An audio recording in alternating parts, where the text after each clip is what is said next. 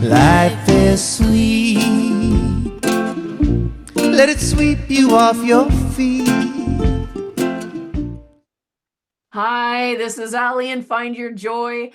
Oh, lucky us. We are back with part three of Stewart McLellan. And Salut. welcome back, Stewart. I think that Stewart's one of those guys that you do so many different things, and you have such a beautiful, wonderful tapestry of life behind you and in front of you, that I love talking with you. I love all the stuff that comes out, the surprises and the maybe some not surprises, but really important stuff. So thanks so much for just being really generous with your time. I really Oh, appreciate it. you're most welcome, and it's really fun to make the clock stop, and just we put away time for a while. Yeah, what Time is a irrelevant. oh, I love that. That's ah ah that's it's true because we don't often get those moments, right? There's people who what might say to me, "Oh, I'd love to spend time with you," and I think, "Oh, I'd love to spend time with you too." And there's so much going on that sometimes it isn't that I don't want to spend time with them. It's just sometimes I don't get to. But that's the one really fabulous thing about doing podcasts. It is. We're all busy. I'm busy. Lisa's a self-described workaholic, my partner, and for those who don't know, it's how would I frame it now? When I really need to go to that place, typically it would be a late afternoon. I make sure all the fires are put out by 2 or 3 o'clock in the afternoon, and then you leave it open-ended. You have to leave it open-ended. You Yeah. could only be stopping time for an hour, but you don't know that.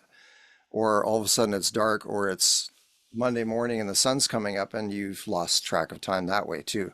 As long as you're have your responsibilities in your daily life in order, I think as an artistic person, it's very important to let time stand still for a while so you're not feeling old. You're not feeling like you're having to chase. Having animals reminds you of responsibility pretty fast in the most simple sense. But giving yourself a little bit of, and it's part of being gentle with yourself and loving yourself and all of these great things that we're inundated with when we're looking for self-help. It's pretty simple, but just to leave small bits of time open-ended. You're sitting down with a book, or Yeah. you It's finally get that coffee date with a friend. Don't make it so that you can stack appointments and, well, I got to be gone by 4, because then it doesn't stick in your memory. It's sort of sour. It becomes another appointment. But if you can put your meeting with your friend later in the day in an open-ended space, then it may only be an hour. You won't know that though, because you've allowed time to stop. You just let it flow. So when you're in that flow, for me, that's when the most creativity happens. The positive memories stick, those kinds of yeah. things. That is I was thinking about that because and we were chatting about that earlier, that when we when we gather together socially, professionally, however it all works for whoever it is, say at a jam or something, it's not a lot of one-on-one time because you can't hear each other over the band. Right, You know, you were often part of the house band, so people are going up there. There's, sometimes there's alcohol involved. So how great is right. that conversation anyways? I mean, it can feel really great at the time, but you know, time and distance away will say, yeah, those weren't always the best choices. Seemed like a great fun time, and Yep. there's moments in our life when it is. I was thinking about this, and I don't know if you have a similar experience or not, but when we met you, and all, and Carolyn and Ian, um, You're gonna name names. yeah, yeah, that's okay. That's okay if I do. This is okay thing because it was their jam. It was. It Right? was. We loved So them the to McDowell's bits. had the jam at I can't remember what it was called. But anyways, We call it. It was a club called the V Lounge, and the V close to Lounge. downtown Victoria. Yes. Yeah, in Yes. Victoria, BC. Yeah, so here's what was for us, and because we talked earlier about you had a church past, so I'm going to say this, and I'm not sure if you had, but I think this is interesting because I know a lot of the people that are telling me that they've kind of clicked with me a bit is because I'm not currently, nor have I been for about 15 years, a person who is active in a church at all. I don't go to one or anything like that. But I spent about 20 years in ministry, right? And so when we met you guys about 15 years ago, David and I had just made a conscious decision to leave church. Wow. And that was after, I mean, I was we were both in ministry. We were like, really, that was our life. And Mhm. we had made a decision that we didn't know how long. We didn't know if this was for a Sunday or 20 or a year. It wasn't anything like that, but we had decided that at this time in our life, we needed to step back. And that's not anything about people or church or God It or was, it it was the end of the season. it was. We needed to realign, readjust, figure out what we were going to do, what did we believe in, it was all of that stuff. Mhm. Now, imagine that, and we're not telling anyone. So all we are is two people that show up in this Yeah. we had friends, guys that I'd played with in bands before, not in church, but in clubs and stuff, Yeah. and said, you've got to come and check out this jam. It's awesome. So I'm kind of like, okay, I have not sung outside of a church in a very long time. So that's a whole thing, right? Because you played, right? Can you imagine So going to a jam and saying, "Hey, do you know Onward Christian Soldiers? Tiki first?" But even I came out of well, either I played all my own music mostly, or the stuff I was listening to was probably, Third Day and whatever, right? Stuff that was, Mhm. but it didn't matter. Still, it could have been Onward Christian Soldiers because nobody would know I, it. I'm I'm being facetious there. We used No, to play a it lot was of good. It was a yeah. beautiful. It was a no, it was a beautiful reference because it's funny because again, when you come out of church, if it's been in the last 20 years and you know how far music has come in churches, Yes. we Yes. think there's a difference. However, to the average musician or listener or whatever, music enthusiast in the pub, if they haven't had some of them have been around that and some of them haven't. So literally, David and I showed up having been fully, probably 3 days a week in church Yeah. and stopped. And we landed in this most beautiful group of people. And And then we added alcohol to it, which wasn't something that was a big part of our life, right? It had been sort of, not that we never did, right? Well, But you it know, was, there's alcohol in the Catholic Church too. I think they call it the Eucharist. You're receiving the Eucharist just just a wee bit at a time. so if you're getting bread with it, you won't get as drunk. That would be my theory.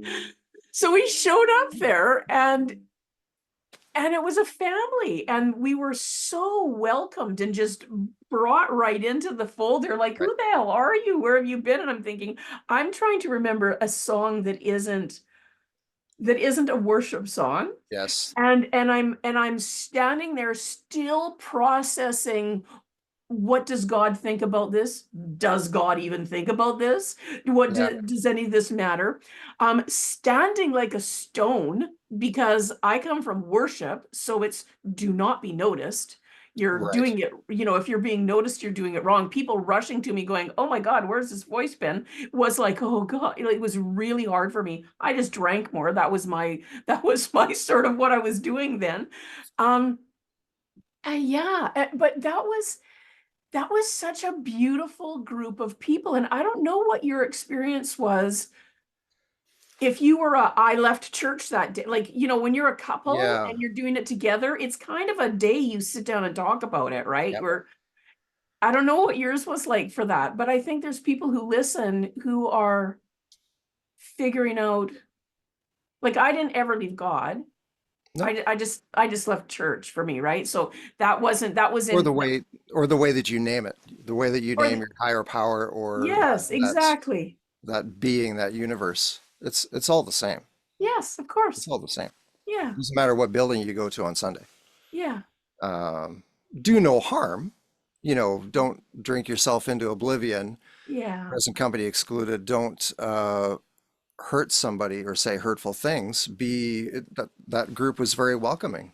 We're just there to have some chicken fingers and fries and a pint and enjoy each other's company and play the same three songs we hear them play every weekend. that's right. But it wasn't about that. And every now and then there would be some new people in town that would come through, or some people, it's a young person, it's their first jam, and that's the variety of it. It's this box of chocolates every weekend, and we just enjoyed being that platform. Yeah, So we're going back to my experiences with spiritual life. Raised in a Roman Catholic family in central Alberta. I'm very fortunate to say I've never had any bad church experiences around certain traditional sects of the churches we know at large.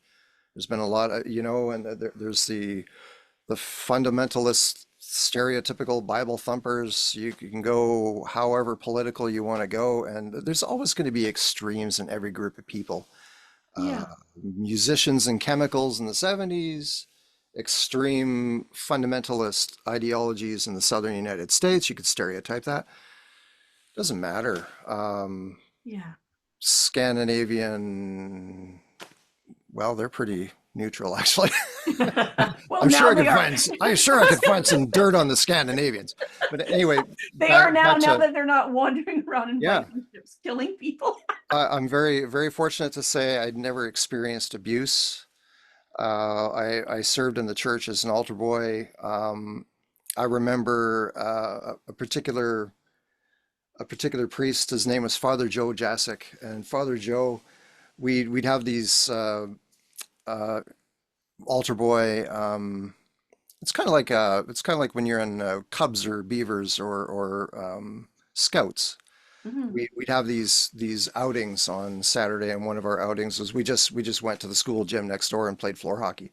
And Father Joe got so wound up, like he'd body check you and then catch you before you hit the wall. So he was this intense, and he'd okay guys, and he'd get huddle everybody together. You go there and you go there, and then he'd set up a play, and he was really really interactive with us. And he was a younger priest. He was probably in his 40s at the time. So very fortunately, I'd had a pretty good experience with Catholicism at that time was about lifting people up, and you could see what the church was doing for charity work. It was a Mm. bunch of white Central Albertans. So was there stuff behind the scenes I didn't know about? Who knows? I'm very fortunate to have had a positive experience with that. Moving into high school, you're getting involved in bands. I was involved in sports. You're a teenager. It's Sunday. It didn't have any meaning when I hit my teens. There wasn't any spirituality for me turned to music. Who was influencing me with music? When I picked up that FM station in the middle of the night, we didn't have cable FM, but I could still hook up the cable to my FM and pull something in from somewhere. And I'm experiencing jazz for the first time from a public radio station and this kind of thing. That became my spirituality through that period. Fast Mm. forward to moving to Vancouver Island, finding my tribe at the time. I was involved with a Lutheran church, and very, very open thinking.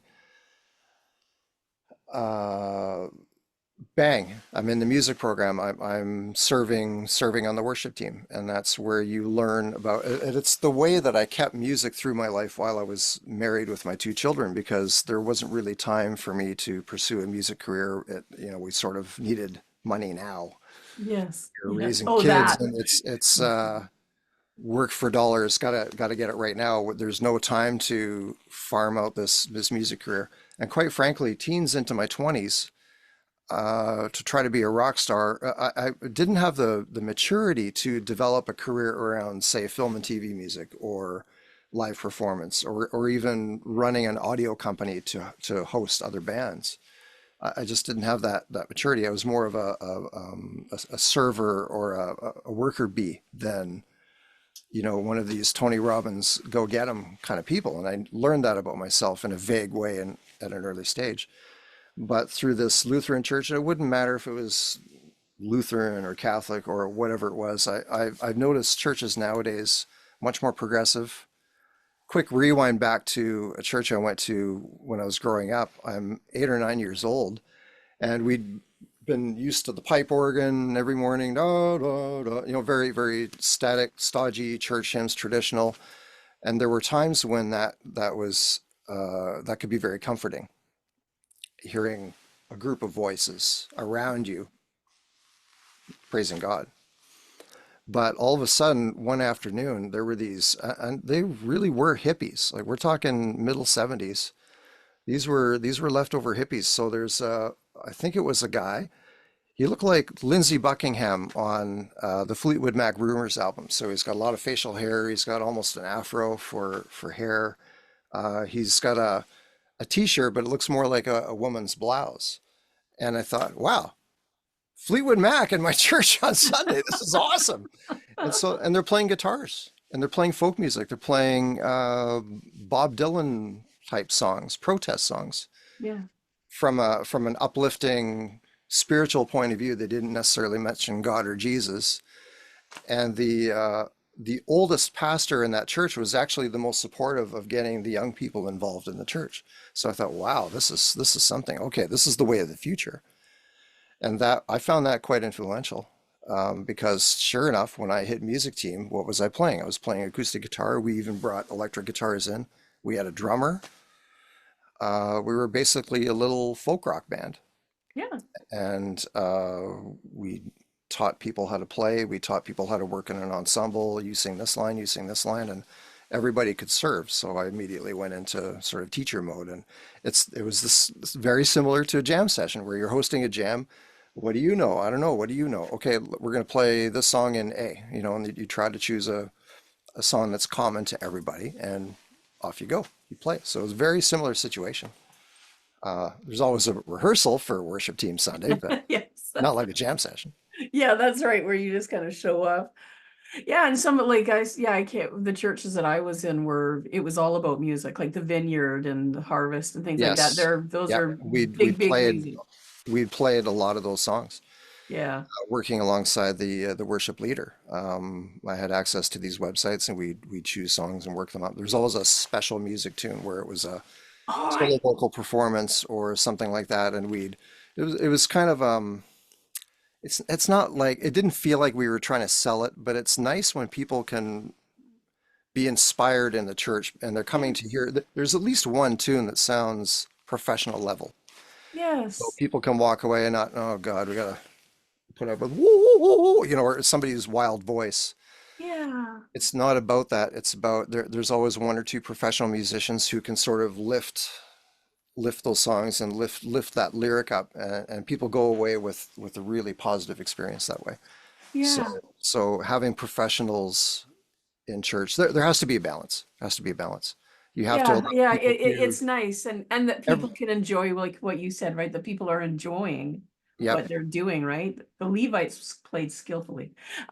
So it's nice. So what do you up to? You're working on a project right now I am. that I would love to hear some more about. Well, I've decided that it's time to really get my record, my first record. I joke that somebody will put out an album and I'll say, well, you've got one more record than I do, or you've got three more records than I do. So it's always been in the back of my mind to all of this stuff I've been writing for an album. Let's get it moving. Yeah. When you're your own producer, your own musician, sometimes, and you're distracted by other things, selling houses and moving and feeding animals and whatever it is, having children, and whatever it is that's dividing your time. There comes a time when you just have to sit down and make the time and do it. And we all get stuck. We all have plateaus. I can do anything that I need to do to record and produce an album. I've got the Right. stuff. I've got the experience and the knowledge. I've got hired guns I can pull in if I get into trouble on certain parts. But there's nothing like, there's no catalyst to get things done than for me, than bringing other people into the fold. I don't want to disappoint anybody. I don't want to waste anybody's time. So there's this tune that I wrote called Diva Inside, and it started out as me observing somebody who was this person that I was not, somebody who is very, very self-confident. The stereotype of a diva is maybe a little snooty, very self-absorbed. The world revolves around me. I thought, well, let's dispel that a little bit. I like to write sometimes like my 20-year-old self, where it's a little sexy, it's a little dangerous, that sort of thing. I pulled that tune out and then I thought, why don't we have some actual divas sing the parts? So I realized that the lyric wasn't quite going to work necessarily for them. Maybe it was a little sexist. So I'd put that 20-year-old self away a little bit. That might have been chasing girls. And I opened it up. I just chose, I have so many favorite singers. It's insane. So I decided to just choose some people that I thought would enjoy the process. I chose some people that I've been looking for excuses to work with them. And I thought, well, I'll throw it at the wall and see what happens. Well, just about everybody has responded saying, yeah, let's do it. Let's do something. I've tried to make it really easy for people. They're really just going to take a couple lines each of the lyric. I had one singer approach me and say, this is a little janky. I don't feel good singing this. And if you're a singer and you're dealing with a lyric, it has to become part of you to get that performance. And if you're singing Moon, June, Spoon, and I'm just not feeling this. Okay, that's not the right lyric. So so with this particular singer, she came up with some lyrics that were a little more singable and something that would be more appropriate for women to feel empowered. And not that these women need any empowering, but to really deliver a message that I believe that the way that I feel the new rock star is in this day and age, I think of Nita Strauss, who's a young hotshot guitar player playing with Alice Cooper. And she comes at being a rock star from health. So it's looking after your mental health. It's looking after your physical self, eating right. And she runs around on the stage like a banshee and she's throwing herself all over the place. And she is a pyrotechnic guitar player. And that's why Alice picked her up for, these last 10 or 12 years she's been working in this band. He's got a couple of guys that are more of the 70s rock star, straight ahead, schools out kind of guitar players, but he wanted a real pyrotechnic, somebody a little more modern. But Nita Strauss operates her life as a rock star from, you're an athlete. You have to look after the temple. So I believe, after rambling on about that No, I love it. I love it. That's great. The diva to me now is the embodiment of an empowered woman. Somebody who is, and I get a lot of, I look at Lisa, who is maybe not somebody who would stand on stage with a golden staff channeling lightning. She probably could, but Yeah, she probably could. she has influenced me in the sense that you can be strong in many ways. You can be strong in your daily life. You can be strong in subtlety, in your service to others. You can be strong in having your general stuff together. You can put whatever expletive in there in that sentence you want.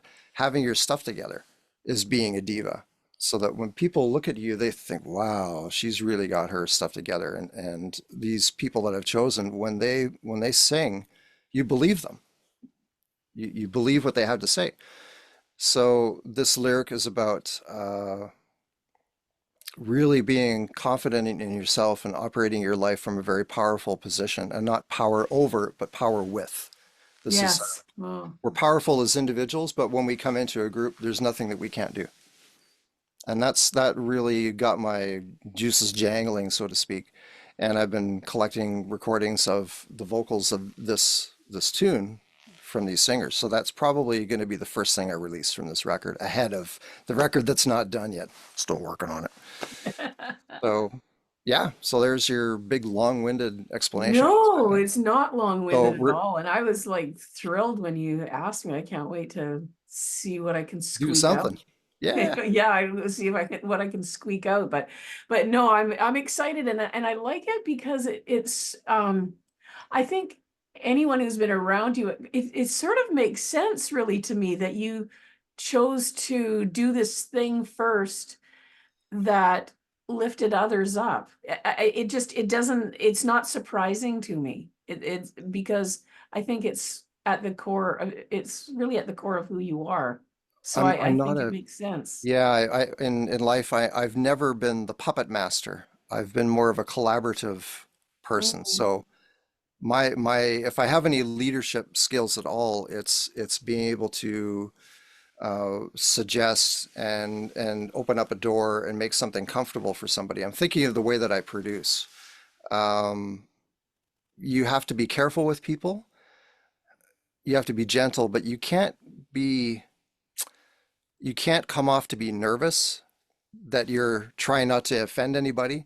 So when they do a Right. take and oh, that take really sucked. And it's like, well, and I try not to pause too long because pauses can get awkward if I just scratch my beard and, if I make a grunting sound or something, that doesn't work.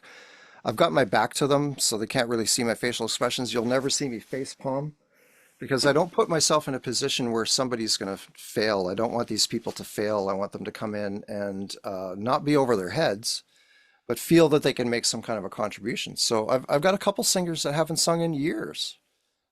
And sure enough, it's, they choke out the first couple of, well, let's get some headphone levels. They don't know that I've got the red button on already. Yeah. Let's get some levels and see if you like your headphone mix. And oh, yeah, I really like the reverb. So, and I end up with a couple of good takes because they're loose. They haven't even thought about singing. They've just thought about, okay, he's getting a level. He's not listening. We're just doing this technical. Yes. Yes. So putting people right at ease. And then the voice starts to warm up. And then, okay, let's try a couple. Just trying to be very nonchalant about it. Okay, this is the one. If you come at it like that and you hit that red button, that's when people are going to be on edge. And anyone who knows me or who has worked with me, it's got to be a comfortable situation. Mm. And they've come to me that I've never had to ask, did you have fun doing that take? It was, hey, I had some fun today. If they come to me first and say that, then, yes, I've done my job. Because if we're not having fun doing music or singing bowls or painting or whatever it is you do artistically, some people are artistic with numbers, believe it or not. Absolutely. Artistic with their organizational skills, their ways of organizing a nonprofit to get a certain community need. That's creativity. There's a creative flow that has to happen with that too. A person who So goes into someone else's home and helps them to organize it, and then their whole life becomes easier because of what that person was able to do. so I they're mean, the record producer of organizing your home. right? It's just so, there's so many ways. I love that you're saying that because there are so many ways that people are creative. My heart breaks when someone says to me, they come into my studio and and they say something like, yeah, I can't, whatever it is.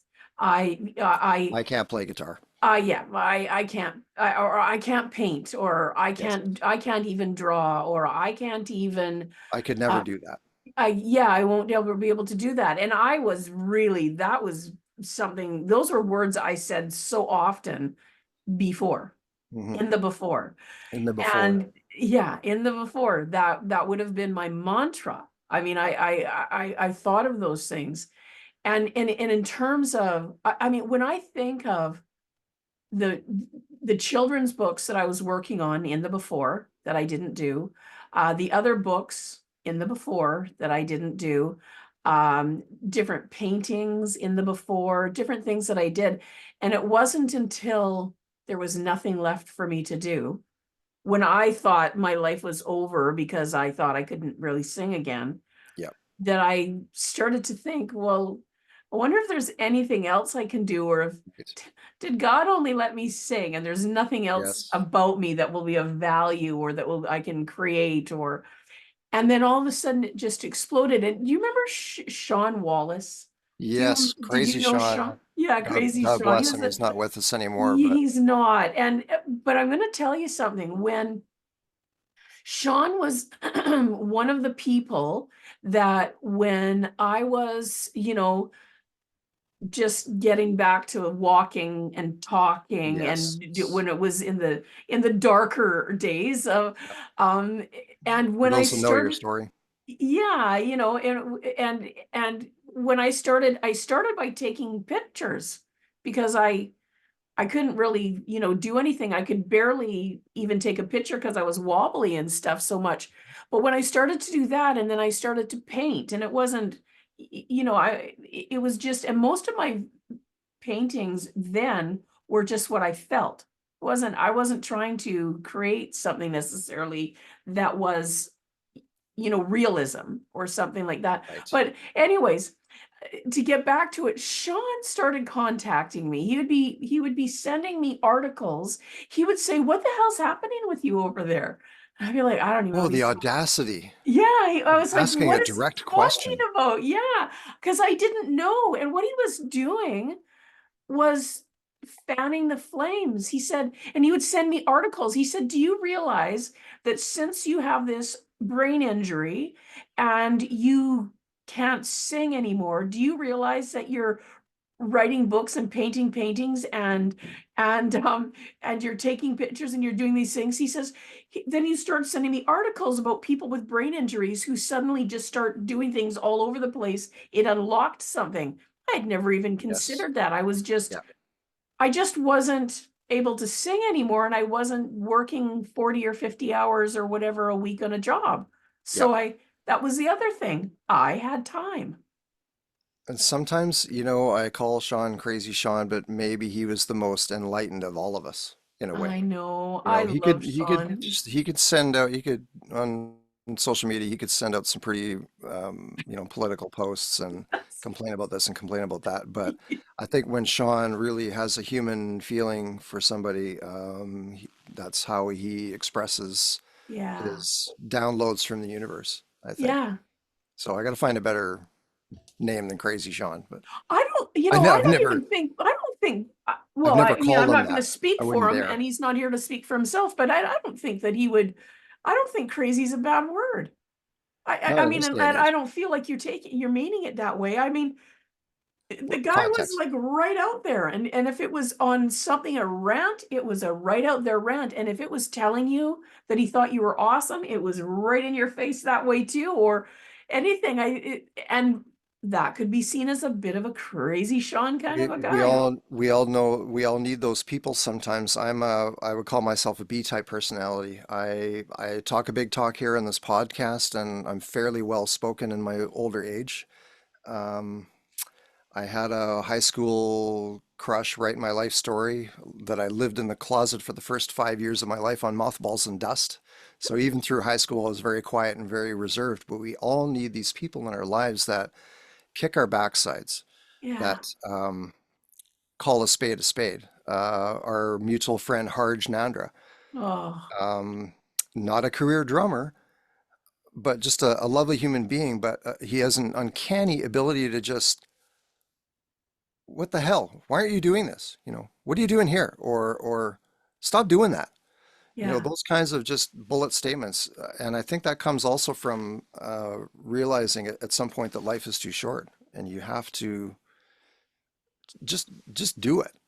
Yeah. Y- Shout out to we're all gonna Harge. fail. Man, we I'm gonna love him. play. I will play more bad notes on the guitar, and they may get Yeah. recorded.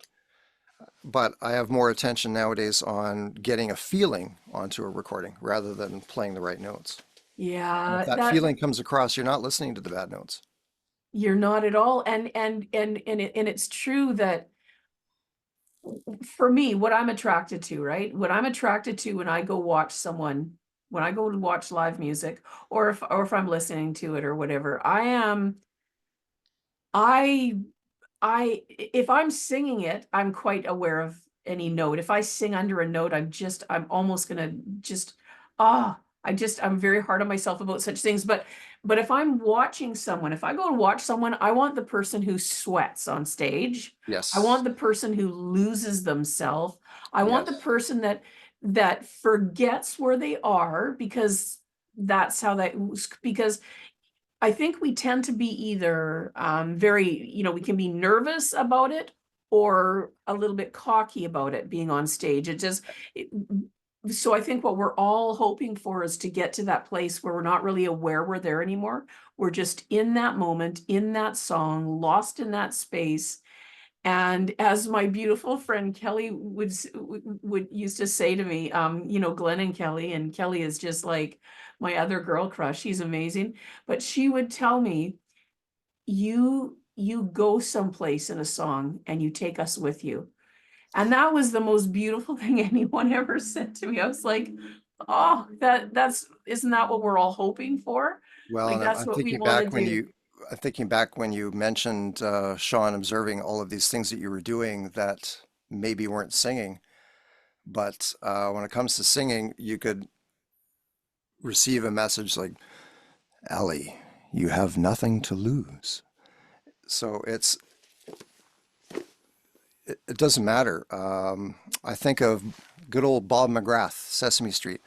Sing a song, make it simple, you know, sing out strong, don't worry that it's not good enough for anyone to hear. Just sing. That's why do I remember that? Because I heard it when I was really young, and things that are very important to you or very poignant stick with you for a long period of time Mm, when you're young. So I never had a lot of self-confidence growing up. I'm at an age now where, I can't give two F's about what somebody else thinks. It's important that if I'm working in somebody's band and they want to mold the band a certain way, if I'm working with a solo artist, don't drop right. the ball. Don't play neoclassical shred when we're looking for folk.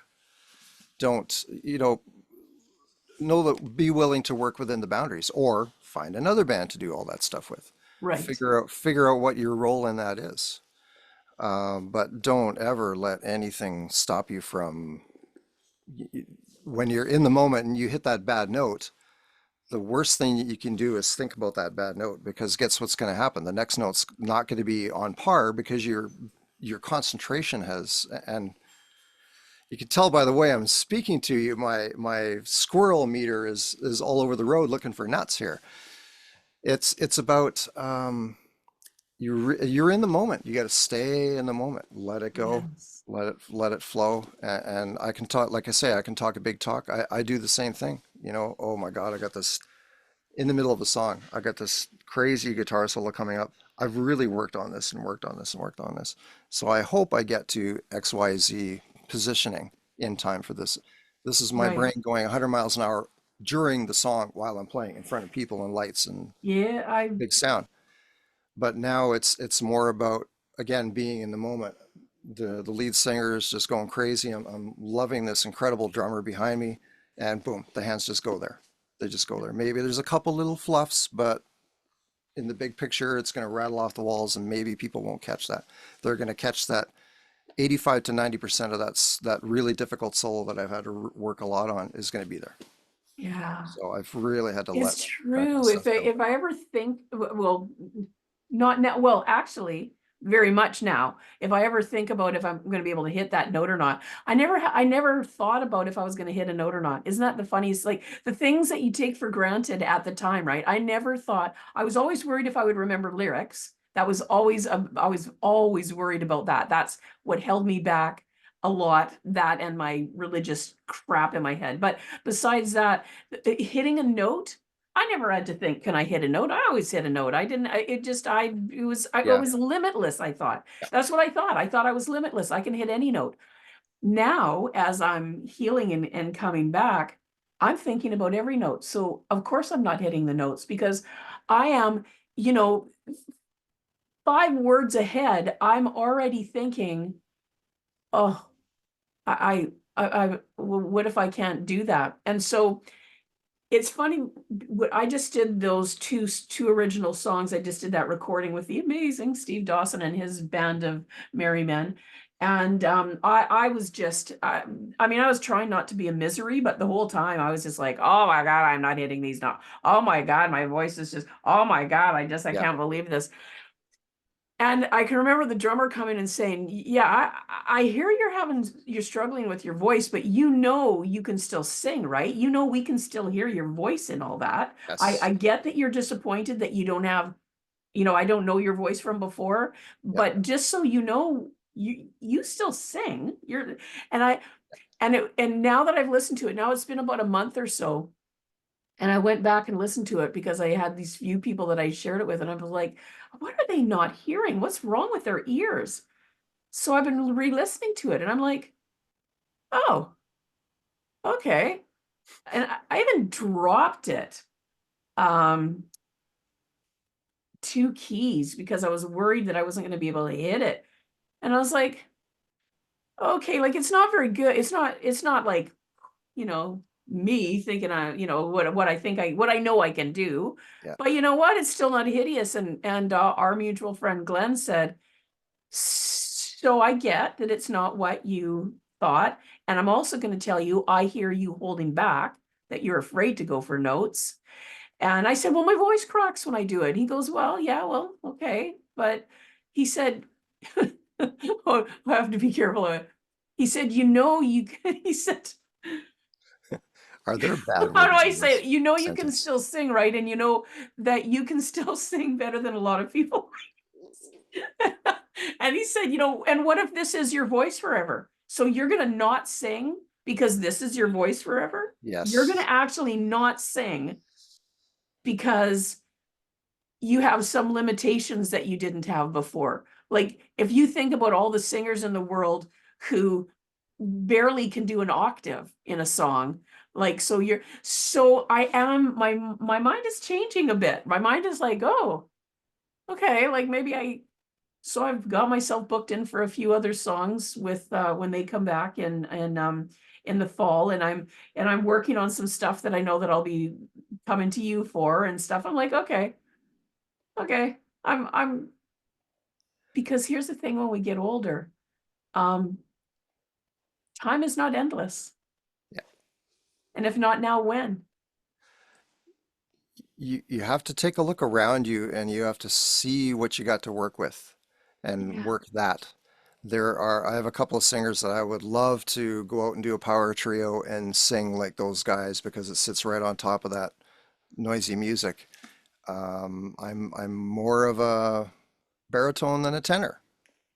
I have more of a smooth voice. I don't quite have that convincing, gritty sound without hurting myself. Right. Can it be trained in? Absolutely. I know people that do it, and I've had lessons with people that do that. So if I and I do a lot of things. I record, I mix, I produce, I play instruments, I play in bands, I do irrigation during the day, I feed cats, I feed horses, I do all of these things. If all I was going to do was be a vocalist, great. Let's spend 8 hours a day with a coach being a vocalist. I could be the greatest 55-year-old vocalist there is. What do I have to work with right now that's pleasing to the ear, that suits my music or somebody else's music? Let's see what we got here. And it's not about, we can't do that. It's more about, okay, let's just complete objectively, no judgment. What do we got? What do we got? I've only got 4 strings on my guitar. Let's work with that.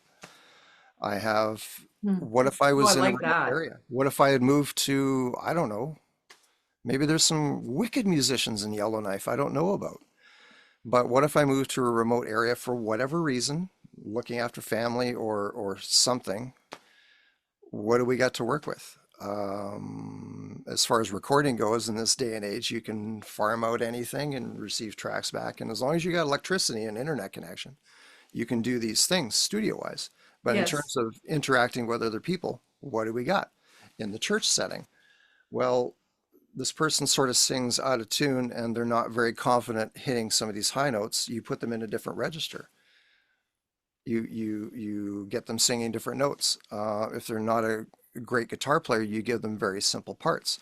Don't feel that you have to do all the widdly diddly stuff. Let somebody else do that. Just stick with the block chords. Or when there's a breakdown instrumental, let's say it's communion time, everyone's coming up to receive communion, you go, and the vocals go away and it's down to a quiet instrumental.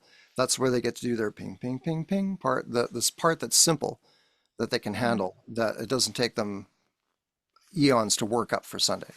So work with what you got. Yeah, I, What you I got. like that.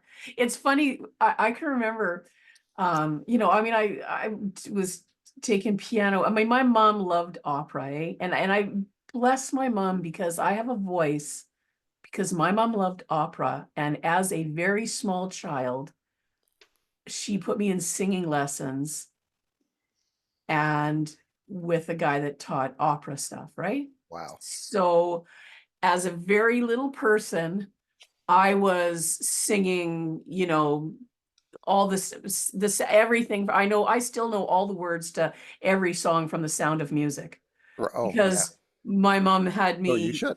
Yes, yes. And when I still love musicals. Like I grew up, oh, I grew up on Shirley Temple's Saturday. Like every Saturday was a Shirley Temple movie, and I loved it. And when I was taking piano lessons and as a kid, if I got a little an animal sticker, that was like the big thing. That's huge. I got a prize for that, right? So it wasn't enough, just the animal sticker was the prize. I remember that I'm old enough that The Sound of Music was in the theaters when I was a kid. And when I got, I think, 4 animal stickers on my music lessons, I was taken to The Sound of Music in the theater. And it was, so anyways, all that. I was terrified of my music teacher, not him, me. I was just a very anxious child. And so I never learned to read music. I would say, could you show me that one more time? And every single song I ever learned on the piano, I memorized what he did. I would say, could you show me that one more time? And he would play it. And he would say, do you see now where the middle C is? Oh, yes, yes, I didn't notice that before. I was a kid, so I wasn't, yes, yes, I didn't know that before. Oh, Yeah. and I memorized it all. And so I have in my mind that I can't read music. I have in my mind that I can't do these things.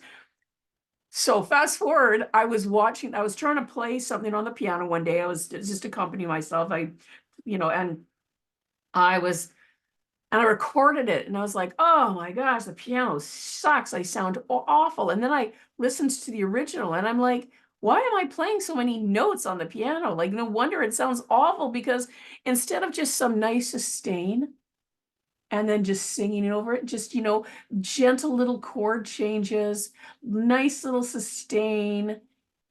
I have a voice that is going to be better than anything I'll play. So at 65, I'm learning these things. I'm like, Well, wow. you know what you just did though. You just mixed yourself. Think that's how a mixing engineer Right, of course. mixing and arranging. I've been following this guy. He goes by the name of Mixer Man. He's been anonymous for many years. His name is Eric. He's a famous record producer, engineer, more of an engineer than a producer. I got to know him through a website sort of before podcasts were a thing. I want to say it was early 2000s, like '04 or something like that. And he would just get together with his buddies on a Sunday, his other engineering buddies, and they'd talk about the industry, projects they're working on, all anonymous. Nobody knew who these people were. We'd find out eventually as information would end up on the internet. But he started writing a fictitious blog about a recording contract that he received for this assembled band. So this band was put together by a record company to be the next big thing, and it's just uh, calamity after calamity. Uh, young musicians acting out or getting too drunk, or the producer's nickname was Willie Show because he would never he would never show up. And then I 4 weeks into the session, he starts showing up, and all he's doing is rolling fatties. And he found out later, once you get to know these people that have come into your life, he was in contract disputes with the label. So he wasn't going to show up until he knew he was going to get paid for this gig. Anyway, so I could go on and on about that. But Eric Serafin is his name. And Eric has gone on, he's doing a little more on his Facebook profile now. He's talking about what's really important.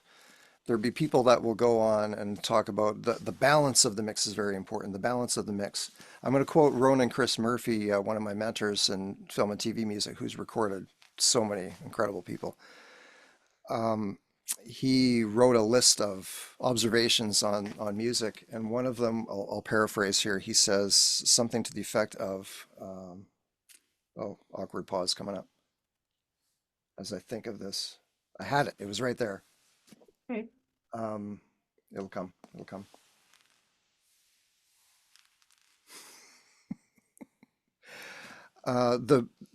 The albums, the music that we love sounds terrible, but you didn't care.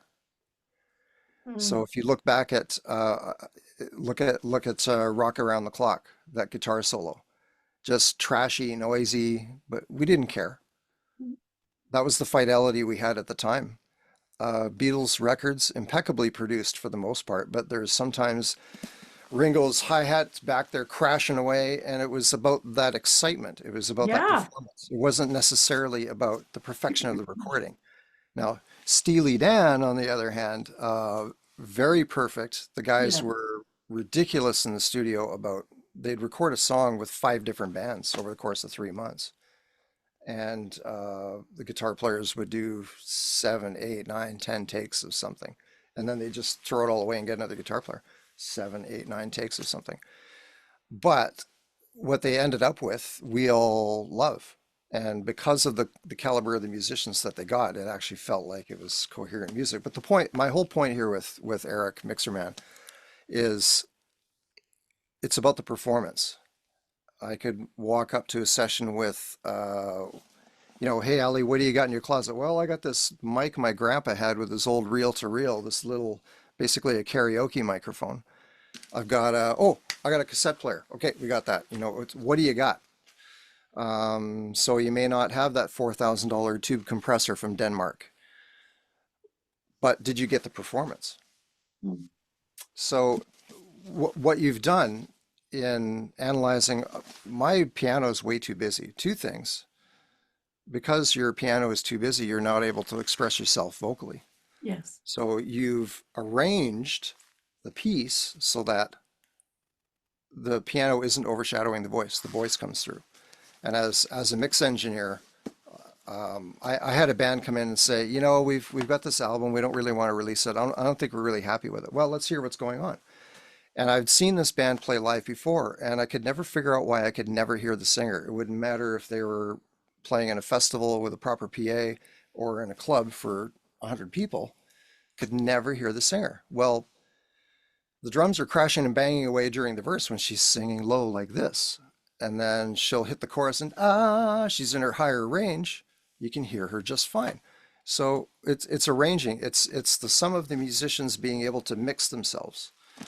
When you're in a band, it's a collective. You have to, you're working to the strength of the band and the song. You're lifting the song.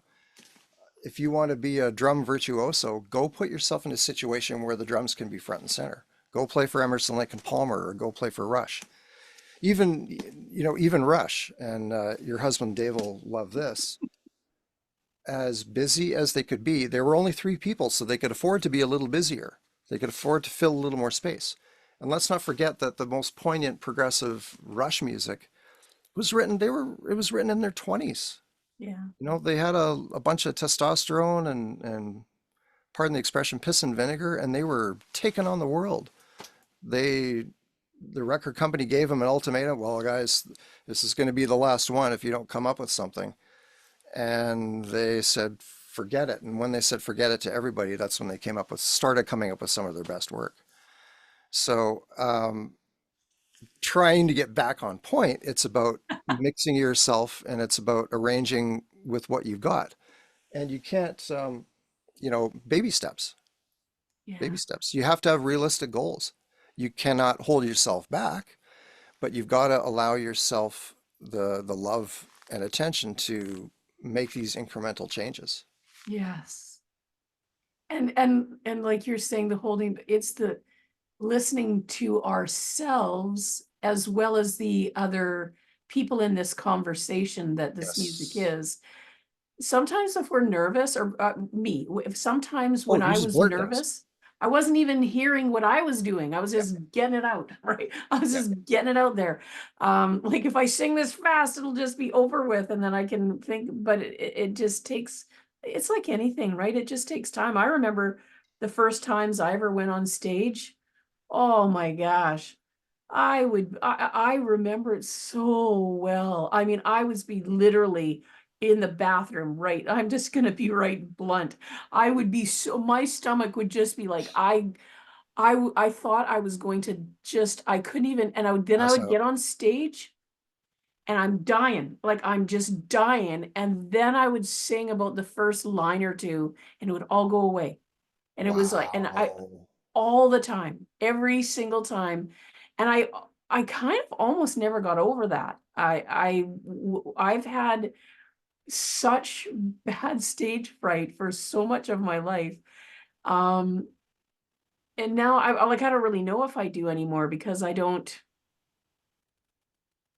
I haven't been on stage singing for so long that I don't know if I have it anymore, but I had it even when I was very confident in what I was doing. It was just those first things I would be like, oh, here we go, Yeah, strap in, woof, off we go. And I'd be, yeah. ah, first couple For, lines, oh, okay, I'm okay, for I know. me, for me, it was the worst dry mouth. Just Oh, my first gig, I'm playing in my high school with this band I'd been rehearsing with in the basement, and the other guitar player who stood beside me had bought and purchased a super big gulp of soda, and he had that sitting on his amp. And I reached over and I grabbed it, and I almost downed the whole thing. I was overcome with just dry mouth. Boom. I couldn't look at anybody except my bandmates. And once we settled in, okay, I knew I was somewhere else. I knew I was getting through the songs. It was everything I could do to hold it together. The famous cellist Yo-Yo Ma said he played a couple of his best performances ever when he was like sick with the flu. So he'd mm, be ralphing backstage and just get it together enough, and he'd hydrate a bit and he'd get on stage and he'd just get right into his instrument. And it was everything that he could do to keep that performance together. But in his situation, because he was concentrating so hard on getting the music out, that the music came out. It yeah. wasn't about the audience or the accolades. It was just, and classical music is a different discipline, a different level of concentration, absolutely. Yes, because it's so much feeling poured in, but do not alter at all each note. Whereas, Right. There's less, it's not about improvisation. It's about interpretation. yes, And I think modern classical music is changing to a degree. mhm, And one could argue that some modern music has been incorporating jazz improvisation. So there would be structure, a little bit of free form, a little bit of structure, because Stravinsky was fascinated by jazz, for instance. But oh, again, um, no limits. You should never limit yourself, but you have to be realistic. yeah, that's, I like that. Look, I'm gonna write that down. And you see these bumper stickers and you see these Facebook memes and posts about, not giving two Fs. And yeah, I don't give an F about that. We got to give an F about something. We have to give an Yeah, F about ourselves. We're no good to anybody else. We're no good to this planet if we're not caring about ourselves. We got to care about something. You shouldn't care about what other people think of you in a negative way. Um, oh yeah, I've never heard this. I'm very fortunate that I haven't, but oh, he's got all this hair. He must think he's hot, and he must. Oh, you probably got all the ladies come at you. Well, not the age group you might be thinking of, and not that that's important either. I mean, I live with a hottie on a daily basis. She's not headed for Milan for modeling anytime soon. You know, she's got dirt under her fingernails like I do. It's it's Yeah. it's what you see in people is I'm trying to find something other than a cliche. What you're looking at isn't everything, you know. Yeah, there's so that and that and that is such the beauty of long-term relationships too. David and I, 30 years and still look at him and just in wonder and awe. Like there's still things we're discovering about each other. There's things that are so solid and that are just I just know that I know that I know. And Yeah, then there's these other things that are just so lovely. And I think for us too, we've just come to this place where it's not like a competition, but it's like we are almost trying to outserve each other. Like I don't even know what the words are to say that, but I get so much joy in anything I could do that would bring him joy. That means so much to me. And David is just we've kind of just always been addicted to me. No, he's just a guy that always wants to support me in anything I do. Like I can do anything. I mean, it's not it's that I couldn't do it, but he just makes it his business to figure out what would make things work better for me. case in point. Lisa has changed her business model. She's working from home. She's probably making double or triple what she did working for a firm. Uh, is that her goal in life? It's helpful, but it's a tool. Money is a tool. She's made it possible in her life to do something that she's wanted to do and has had to put it in the back of her mind for many, many, many years, and that is be around horses. Mm. She worked at a stable when she was much younger for a while, but now she's had the opportunity to rescue a couple of horses, you know, and not become a competitive rider or do anything super high level. It's about being around them and having them teach her things about being a Yes. horse. And I have clients from my recording public speaker inspirational speaker days who part of their programs were working with horses because the horses can teach you things. They can teach you about your boundaries, your frustrations, the fact that you're not the only person in the room. You have to deal with their needs. And these beings can't express in words what they need. They're demonstrative. They become withdrawn. They chew on the fence. They go through your pockets looking for treats. They give you signs. You have to be observant of the signs. So I think as mature adults, sorry folks, we're going to adult here a little bit. Uh, I don't think I had any business getting married or being in a serious committed relationship until I was willing to not lose myself at the same time that I Yes. was being of service. Yes. Um, you need to contribute to this family. Well, duh. It's a family. We've got kids. I lost my job. I'll get another one. You have to stay positive about making these contributions. When you get married young, maybe you haven't quite got all the skills. You think you know about getting work and you think you know about being happy, but you don't really. You have to go through some experiences, and we all change. I may have changed. Maybe when I hit my 30s and 40s, I might have wanted to become an investment banker. Maybe that's what would have turned my crank, or a different form of art. Maybe I would have been a sculptor, or maybe I would have built cars or something. It just so happened that music for me has changed since listening to the radio at 5 years old and playing records. It's still been music all the way through. It's been different kinds of music. It's presenting it differently. It's playing it. It's recording it. It's producing it. Assembling PA systems for another band to express themselves. It's been different things, but it's always been music all throughout. So lucky me. Yeah. And lucky us. Lucky us that you did that. Wow. I can't believe that I can't believe that it just seems like that we're just talking for 2 minutes and then I'm like, oh Ellie, God. well, again, we're making time stop. It's Yeah. interesting. It'll be interesting to see how other people perceive these talks, because I think we're able to sort of stay on track and stay on theme somewhat. But sometimes when the thoughts hit you, they just come out. And anytime two people get in a room, they're going to bounce things off of each other. They're going to listen to each other. That reminds me of this, and this reminds me of that. Those are the best conversations for We've me. both had loud That's music experiences in cars and found that moving and brought that through. I remember I didn't like loud music when I was really young. It was shocking to me hearing uh, the first Kiss Alive live album booming out of this friend's grandma's cabinet stereo, sounding terrible, scratchy, boomy. It wasn't the right stereo for that kind of music to start with. Fast forward to when my cousin Rod came to stay with us while he was going to college. I was in my, I would say, pre-teens, and I hear this coming from the basement, and the ceiling tiles down below were rattling through the floor.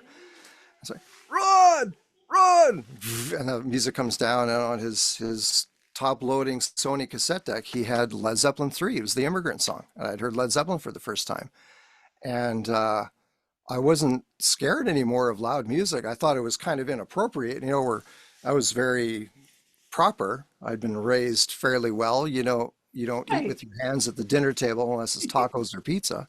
Yes. And what is that? Oh, that's Led Zeppelin. So you're hearing, anyway, extremely moving. It just Oh, hits you in the Led chest. Zeppelin. I And saw them live. oh, go away. I did. No. I did. I saw Led Zeppelin Wow. live. My I cousin well, drove, that same cousin drove from Drumheller, Alberta to Vancouver to see them back in the day. yeah, I So saw them in Vancouver at the Coliseum. Oh, you were probably at the same show. I don't think they played there much. yeah. Well, they played twice. They probably played many more times. They played once in 73 and once in 75. And if I'm not mistaken, okay, so I was born in 59. And I think I'm pretty sure it was the 73 concert. I'd have to really look back and figure it out Right. because it was in the spring. So if it was 75, how old would I have been there? I would have been, well, maybe I would have been 14 or 15. The Oh, it might have nerds would been, know by the songs that they played. yeah, well, I won't say her name, but my girlfriend had drank way too much. Oh, So yeah. she was getting sick in the bathroom, and I was the one who everybody else she was hammered and just around the place. But I went with her because she wasn't doing well, and they played Black Dog while I held her hair back, and we were both, There's a memory for you. it is, it's a great memory. We were both like, oh my gosh, look what they're playing. And that was such a good concert. But I didn't know, how could I have known? I did not know that I was in the midst of musical genius history. Like I did, because, I saw Grand Funk. After American Graffiti was on that movie, there was Hmm. a tour so there was this rock and roll revival tour. Right. So I saw Chuck Berry and Chubby Checker and the Yep. Shangri-Las and the Diamonds and the Shirelles and all. They did a big tour because they hadn't been around for a while. And then so I was kind of at that really magical, now not as magical as our mutual friend Lonnie, who actually, he saw a lot of Lonnie's got some stories, all he's right. got great ones. But I saw ZZ Top. I was at the Alice Cooper concert when there was that malfunction and he fell off into the stage. Susie Quattro off the stage, Susie pardon me, into the Quattro. audience. Oh yeah, I saw Susie Quattro. She opened for Alice Cooper at that concert. That's Yeah, crazy. it's the one really cool thing about being a teenager in the 70s. Yeah. Okay, we're gonna go off into this whole Anyway, other thing. So well, we must, I'm so sad to say we must end this fabulousness, and I hope that one day we'll do some more because yeah, this is great. Thank you so much, Stuart, you're for always coming welcome, and Ellie. hanging out. Anytime. Anytime. Yeah, thank you. So I don't know, for our listeners, I hope you had even a tiny bit as much of the fun as I did today. And thanks for coming and hanging out with us. Stewart, thanks It's for the show about everything. It is. It is. It's just what brings you joy, baby. That's the thing. And if you didn't remember before, I hope you remember a wee bit of it right now. So yeah, thanks, Stewart, and thanks to the Thanks again. listeners for coming and hanging out with us today. I hope you're well, and I do hope that you find your joy. Thanks so much for joining me today. If you found a piece of your joy in this episode, I would love to hear about what came up for you so that we can continue to grow the impact of this show. Thanks again. See you soon. And remember, find your joy.